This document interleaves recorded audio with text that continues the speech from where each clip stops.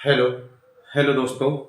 आज हम स्टार्ट कर रहे हैं क्लास टेंथ के मैथ के एमसीक्यू क्वेश्चन, जिसमें हम सीखने जा रहे हैं कि किस तरह का क्वेश्चन आएगा। एमसीक्यू क्वेश्चन मतलब ऑब्जेक्टिव टाइप क्वेश्चन किस तरह का आएगा और इसमें किस तरह की हमको गलती नहीं करना है। ठीक है, इसमें क्या देखना है, किस तरह की हमको गलती नहीं करना है। पूरा क्वेश्चन, जैसे पहला क्वेश्चन दिया है, पूरा क्वेश्चन आपको बिल्कुल ध्यान से पढ़ना है कि क्वेश्चन क्या बोल रहा है। फिर उसके ऑप्शन को पढ़ना है, जो 4 ऑप्शन दिए रहेंगे, फिर उसको ऑप्शन को पढ़ना है। ऑप्शन के पढ़ने के बाद फिर आपका रिप्लाई होना चाहिए। ये नहीं डायरेक्ट ये गलती नहीं करोगे कि आपने क्वेश्चन देखा ही नहीं और डायरेक्ट जय माता दी ऐसे कुछ बकवास नहीं करना है ये। ठीक है, क्वेश्चन को बिल्कुल ध्यान से पढ़ना है, इसके बाद ही उसमें रिप्लाई देना है, क्योंकि ये 30 नंबर की ओटी आएगी। इसमें आपकी 30 नंबर की ओटी आना है, तो आप उसको हाथ से जाने नहीं दोगे, क्योंकि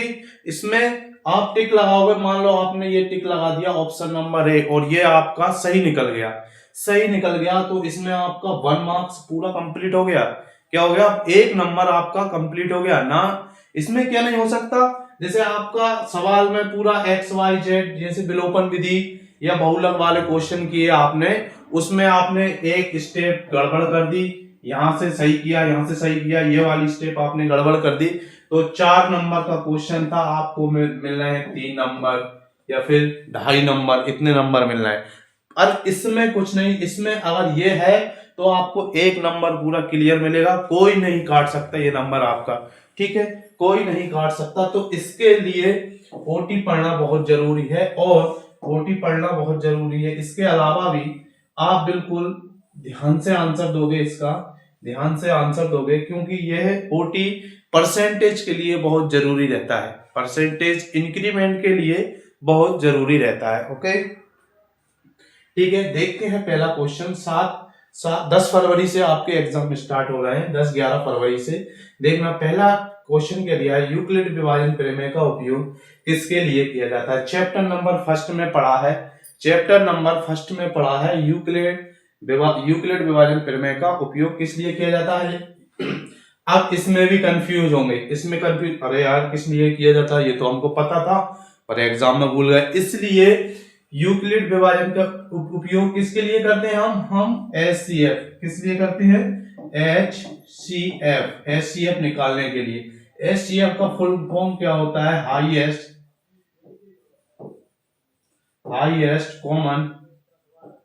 हाईएस्ट कॉमन फैक्टर। ठीक है, ये होता है इसका हिंदी नाम क्या है, एलसीएम लघुत्तम समावर्तक हो जाता है, और एचसीएफ हो जाएगा आपका महत्तम समावर्तक। ठीक है, इसका हिंदी नाम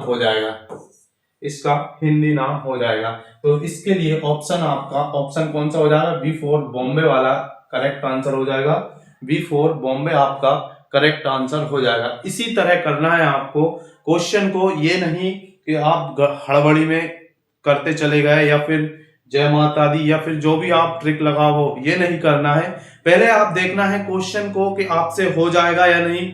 क्वेश्चन को 1-2 बार पढ़ो, क्वेश्चन देखकर घबराना नहीं है। ठीक है, क्वेश्चन देखकर घबराना नहीं। ज्यादातर बच्चे क्या करते हैं, क्वेश्चन आया, अरे ये तो आउट ऑफ सिलेबस लग रहा है, ये ऐसा लग रहा है। क्यों, उन लोगों का क्या होता है कि कभी पढ़े नहीं है, तब होता है इस टाइप के हड़बड़ाहट जब ही होती है, जब हम कभी पढ़े नहीं हो उस चीज को, एग्जाम में आ जाए तब होता है। ठीक है, अगर किसी ने पढ़ा होगा कि यूक्लिड विभाजन प्रमेय का उपयोग किसके लिए किया जाता है, तो आप क्या करोगे, एलसीएम की हम बात ही नहीं कर रहे हैं, एलसीएम वर्गमूल घनमूल इसकी हम बात ही नहीं कर रहे हैं, सिर्फ एचसीएफ बताया, एचसीएफ का फुल फॉर्म भी बता दिया गया है, कि ये होता है एचसीएफ का फुल फॉर्म। तो किस लिए आप करके आओगे ना। ठीक है, अगला क्वेश्चन देखते हैं। अगला क्वेश्चन क्या दिया है, अगला क्वेश्चन नंबर 2 क्या दिया है, किसी परिमेय संख्या का दशमलव प्रसार होता है, किसी परिमेय संख्या जो दी है उसका दशमलव प्रसार होता है, कितना होता है, शांत या अनंत आवृत्ति। कैसे होता है मेरे दोस्त, कैसे होता है देखना, जैसे दिया है 1/3, अब 1 में 3 का भाग दोगे तो कितना आएगा, 1 में 3 का भाग दोगे तो ये आएगा 0.333, ये चला ही जाएगा, चला ही जाएगा। क्यों चला जाएगा, ये कभी कंप्लीट होगा ही नहीं। क्यों कभी कंप्लीट होगा ही नहीं, इधर दशमलव रखो जीरो बढ़ाओ, दशमलव रखो जीरो बढ़ाओ, इसलिए आगे चलती चली जाएगी इसकी सीरी, तो हो जाएगा शांत या अनंत आवर्ती। अनंत क्यों, इन्फिनिटी तक जा रही है, वो पता ही नहीं कहां तक उसका समाधान जाके निकलेगा। ओके, तीसरा क्वेश्चन आता है 135 और 225 का एचसीएफ क्या होगा। अब ये क्वेश्चन आपको सवाल जो आपके एग्जाम में आए होंगे उस मेथड से भी दिया गया, एक नए क्वेश्चन तो आएगा उसमें एलसीएम और एचसीएफ का 2 नंबर का क्वेश्चन आएगा आपको एग्जाम में, ठीक है। तो इसमें क्या दिया है, एचसीएफ क्या होगा, इसमें एचसीएफ बताना है। अब एचसीएफ कैसे करते हैं, पहले इसका एलसीएम निकालो, क्या 135 का 3 से काटो, 3 चौके 12, 3 5 15, फिर 3 से 3 एकम 3 और 3 5 15, फिर 3 से कट जाएगा, 3 5 15, फिर 5 से 5 एकम 5 कट गया। फिर इसके बाद किसको 225 को करना है, 225 को काटो, 3 से 3 7 21, 3 5 15, 3 दूनी 6, 3 5 3 दूनी 6, 3 5 15, 5 से कटेगा 5 25, फिर 5 से कटेगा 5 एकम 5, ठीक है। अब 135 का क्या आया, 135 का क्या आया, 135 को 3 इंटू 5 इंटू 1, यही है, 3 5 इंटू 1, यही है, ठीक है। दूसरा क्या दिया है 225, इसको काटा क्या आया 3 3 5 5, 3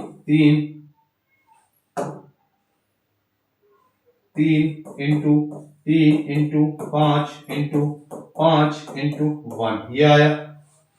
अब सिखाया जा रहा है कि एचसीएफ कैसे निकालना है। एचसीएफ हाईएस्ट कॉमन फैक्टर, जो कि उसके जो इंग्लिश में जो नाम दिया उसी में छिपा हुआ है, हाईएस्ट कॉमन फैक्टर। तो इसमें देखना 1 1 है, ठीक है, 1 1 के अलावा अब इसको देखना, इसको कैसे कर सकते हैं, 3 की पावर 1 2 3 कर सकते हैं, इंटू 5 की पावर 1, ऐसा लिख सकते हैं। ठीक इसको ऐसा लिख सकते हैं, 3 की पावर 2 इंटू 5 की पावर 2 इंटू 1 तो है ही है, ऐसा कर सकते हैं कि नहीं।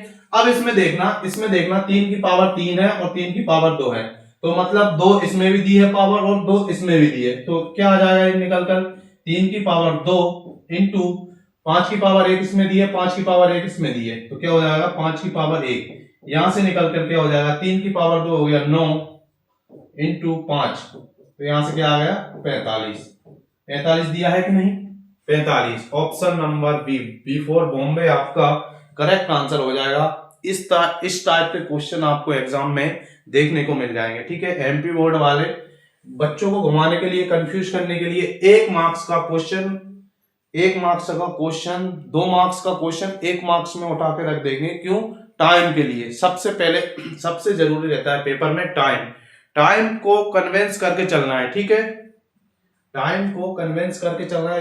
क्या रहता है मैथ के पेपर में, आपको टाइम जान ही नहीं पड़ेगा कब आपके 3 घंटे कंप्लीट हो गए, अगला क्वेश्चन क्या दिया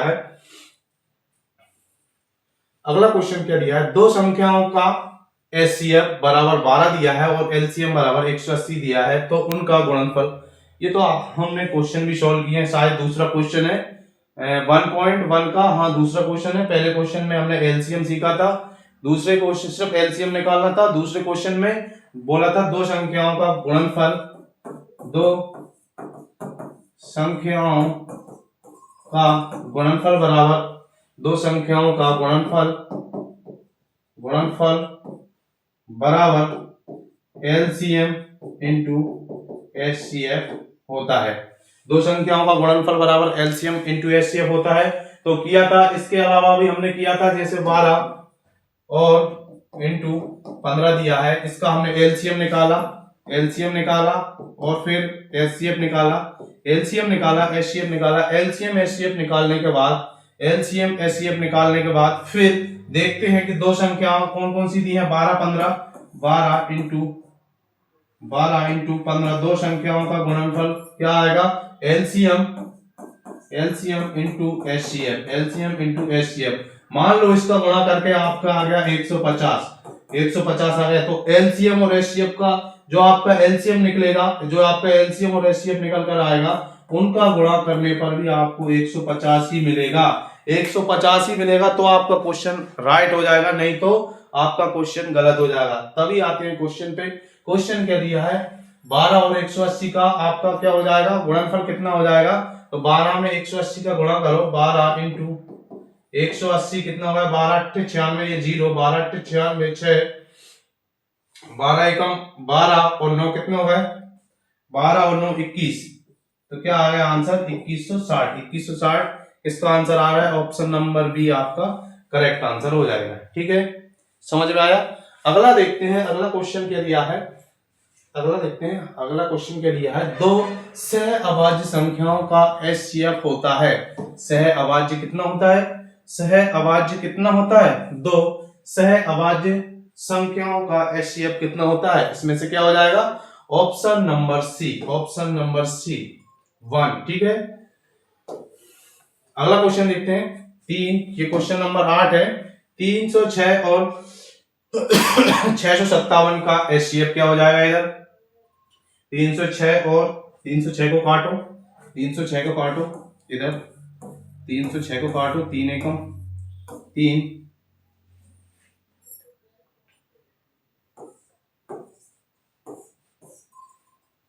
आ गया, फिर 2 से पूरा कट जाएगा, 2 से काट दो, 2 से कट जाएगा, 2 एकम 2, 2 पंजे 10, 2 तीन 6।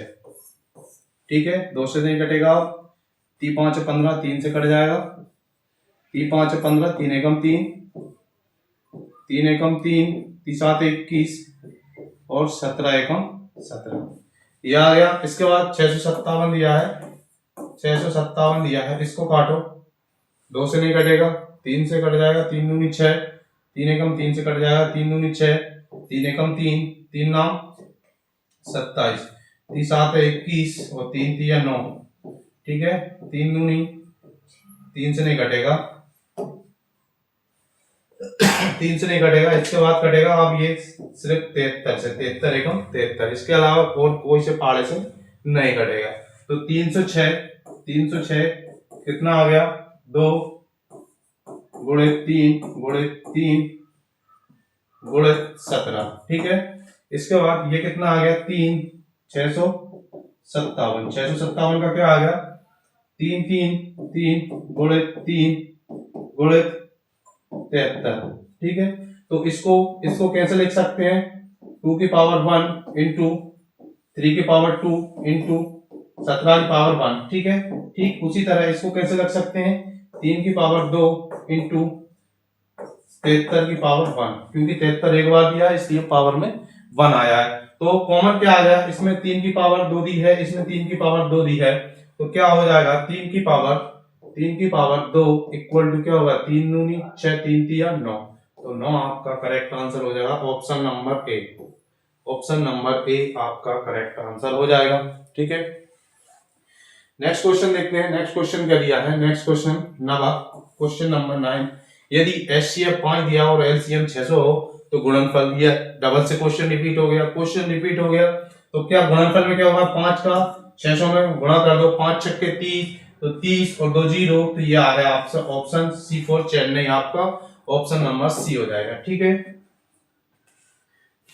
अगला क्वेश्चन देखते हैं। 11वां क्वेश्चन क्या दिया है, 7/8 का दशमलव रूप क्या हो जाएगा, 7/8 का दशमलव रूप क्या हो जाएगा, दशमलव 0.0 रखा, 8 6 64, 8 5 64, तो ऑप्शन नंबर ये डिलीट हो गया, ऑप्शन नंबर ये डिलीट हो गया। अब बचे क्या, ए बी और सी, तीन ऑप्शन बच रहे हैं। अब तीन ऑप्शन में क्या हो सकता है, इसके बाद 3 डिजिट तक करना है हमको, दशमलव के बाद 3 डिजिट तक हमको सॉल्व करना रहता है। ठीक है, 8 8 64, कितना बचा, 6 बचा, 60 हो गया, 8 7 56, 8 7 56, यानी कि ये और ये बचा, ये डिलीट हो गया, ठीक है। 8 7 56, अब कितना बचा, 4 बचा, 8 5 40। ऑप्शन नंबर ए 8 5 40 ये आ गया आपका आंसर, ठीक है। ये आ गया आपका आंसर। ऑप्शन सेकंड नंबर का ऑप्शन भी आपका गलत हो जाएगा, ठीक है। नेक्स्ट क्वेश्चन देखते हैं। नेक्स्ट क्वेश्चन क्या दिया है, क्वेश्चन नंबर 12 क्या दिया है, 1/3 1/3। ये आपको एग्जांपल लेके भी समझाएगा, दशमलव प्रसार होगा, क्या होगा, दशमलव प्रसार हो जाएगा 0.3333, ये आपका चला जाएगा आंसर। तो क्या हो जाएगा, अनंत एवं आवर्ती। अब इसमें कंफ्यूज मत होना, अनंत तो होता था, अब आवर्ती हो गया अनावर्ती होगा, आवर्ती हो गया अनावर्ती। अनावर्ती मतलब नहीं होता, आवर्ती मतलब चला जाएगा। अनावर्ती क्या हो जाएगा, 0.3 होकर ही रह जाएगा, ये फिक्स वैल्यू हो जाएगी अनावर्ती में। आवर्ती है इसलिए वो चला ही गया, इन्फिनिटी तक चला गया, तो इसलिए ऑप्शन सी 4 चेंज नहीं आ जाएगा, अनंत आवर्ती, ये ध्यान रखना है। इसी तरीके से एग्जाम वाले भटकाते हैं, इसी तरीके से भटकाते हैं, अनंत अनावर्ती करना है या आवर्ती करना है, आवर्ती या अनावर्ती, ठीक है।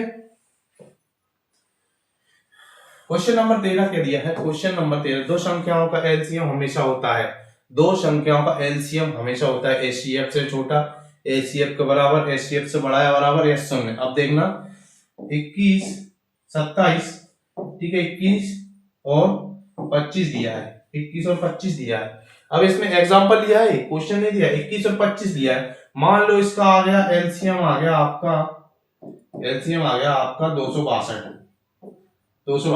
अब एचसीएफ क्या आएगा, एचसीएफ क्या आएगा, या तो 2 आएगा या 1 आएगा या 7 आएगा, ऐसा कुछ आएगा, कोई एक संख्या आएगी, ऐसा कुछ आएगा। अब इसमें देखना एचसीएफ से छोटा रहेगा, एचसीएफ से छोटा रहेगा, इससे छोटा रहेगा क्या, मान लो एलसीएम ये आ गया और एचसीएफ 2 आ गया, तो इससे छोटा क्या है, एचसीएफ छोटा है कि एलसीएम छोटा है, ये आपको देखना पड़ेगा क्या छोटा है।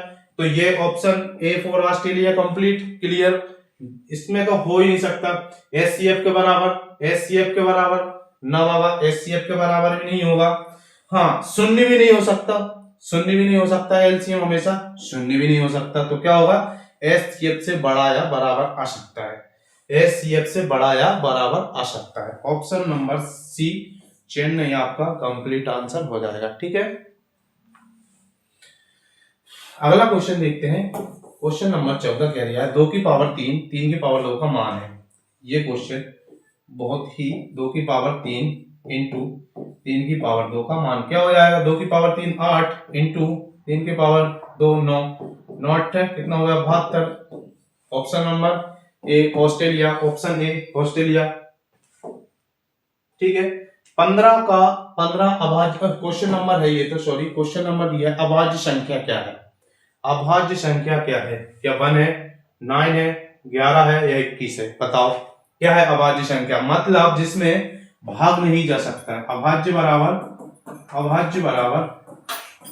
भाग नहीं जाना, भाग नहीं जाएगा, जिसमें भाग नहीं जाएगा।